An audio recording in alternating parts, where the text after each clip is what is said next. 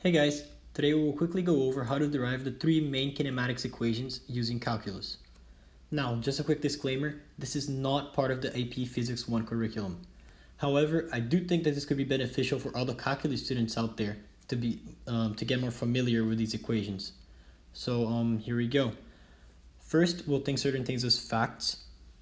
These facts will be that acceleration is equal to dv over dt, velocity is equal to dx over dt, and that acceleration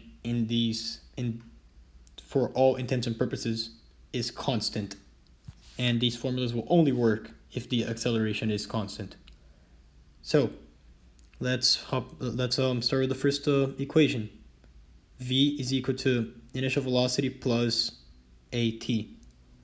The fact that we're going to use here is this one, that acceleration is equal to dv over dt.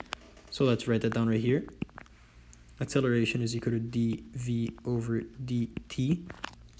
The first thing I'll do here is just move the t over to the other side and rewrite this as dv is equal to a multiplied by dt. Simple enough, right? Now, this is where calculus will come in for the first time. We'll have to integrate both sides of this equation to get rid of the differentials. So I'll integrate this side and I'll integrate this side as well. The left side will evaluate from initial velocity to final velocity, and the right side will evaluate from initial time to final time. But we will take initial time to be 0. So I'll just put a 0 here because you can't have a negative time, and evaluate it from whatever time t. Now let's integrate this, and when we integrate the left side, we will be left with just v evaluated from v initial to v final, and that will be equal to I'll move the a outside because the a is constant. That will be equal to the integral of dt, which is just t, evaluated from 0 to whatever time t. So on the left side, we'll get that v minus v initial, we'll get v minus v initial. And then on the right side, we'll get acceleration multiplied by this function here evaluated at t minus this same function evaluated at 0. So t evaluated at t is just t minus t evaluated at 0, which is just 0.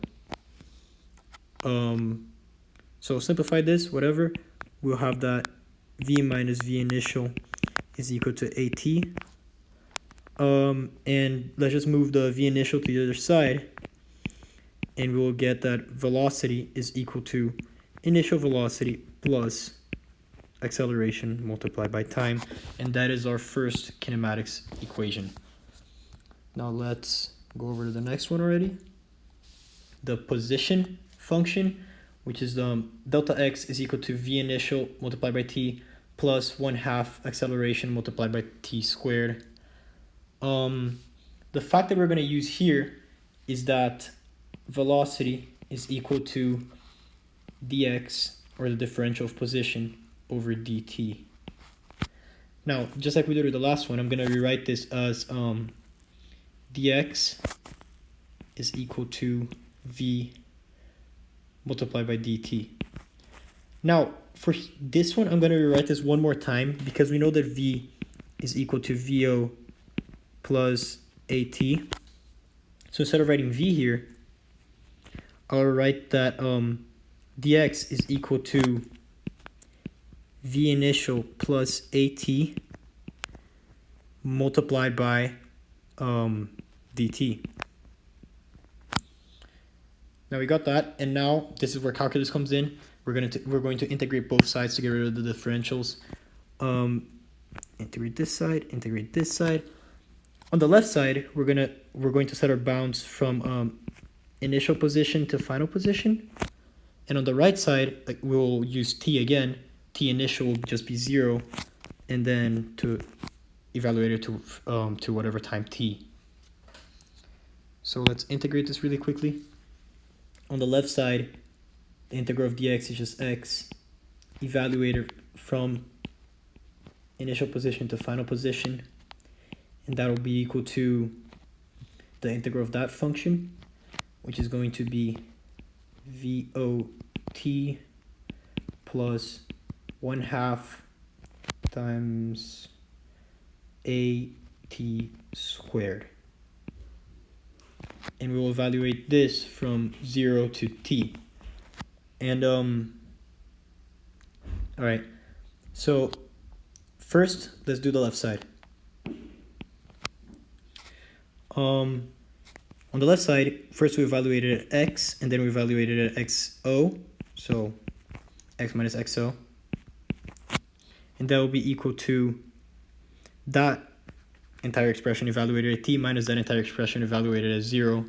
So evaluated at t, we'll just have the same thing. So it's just v initial multiplied by t plus 1/2 at squared. Now that minus the same function evaluated at 0, which is just 0. So let's rewrite this final expression that we have here. We will get x minus x initial, and that's just the same as delta x. Delta x is equal to v initial multiplied by time plus 1/2 at squared, and that is our second kinematics formula. Now let's go over to the third one, and the third one is nice because we don't actually need calculus to derive this. This is just a different form of the other two. And this is known as a time-independent equation because time is not there.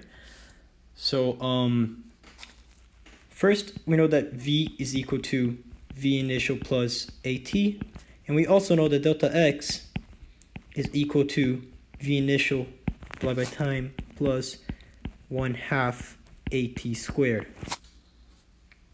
So all we're going to do here is rewrite this equation in a way that we don't use the variable t.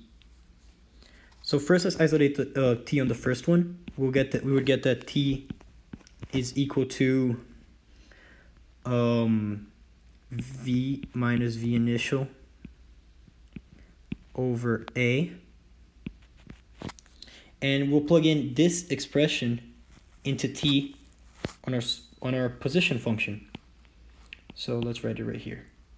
Delta x will be equal to VO multiplied by t, which is this expression right here, plus 1/2 a, that same expression, squared. And this looks kind of ugly, but it's actually pretty easy to simplify. The first thing we're going to do here is, first I'm going to rewrite this in a way that looks nicer. Delta x is equal to v initial multiplied by v minus v initial over, that was a very ugly line, over a, plus, and I'll write this side as acceleration multiplied by velocity minus initial velocity squared over 2 times a squared. So I hope that everybody can see what I did there.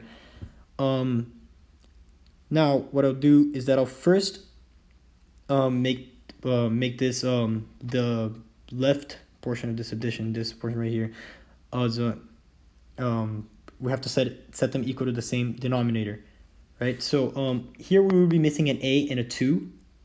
However, we can cancel out this a, so we're just missing a 2. So we just multiply the top and the bottom of this by 2. So we're gonna add those two, but at the same time as I add them, I'm also going to distribute the top. I'll distribute this section right here,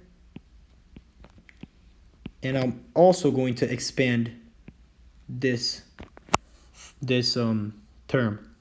So this will look pretty ugly, but hang with me. That's all I'll do. I'm not going to do anything other than that. Delta x will be equal to delta x will be equal to 2 times velocity initial multiplied by velocity minus 2 times velocity initial squared plus velocity final squared minus 2 times velocity initial multiplied by velocity plus velocity final squared. And all that will be over 2a. Now we can before we multiply this 2a over to the other side, we should be able to see here that we can simplify this a good amount. So first, this entire term can be thrown away because we subtracted again here. And here we have 2 v initial squareds, and here we have add 1, so we should only have 1 negative v squared, and we should get rid of this one. So now let's rewrite this as 2a multiplied by delta x is equal to v squared minus v initial squared. And let's rewrite this one last time. We'll get that velocity squared is equal to initial velocity squared plus 2a delta x, and that is our final kinematics equation. So thank you guys for watching, and I hope to see you next time.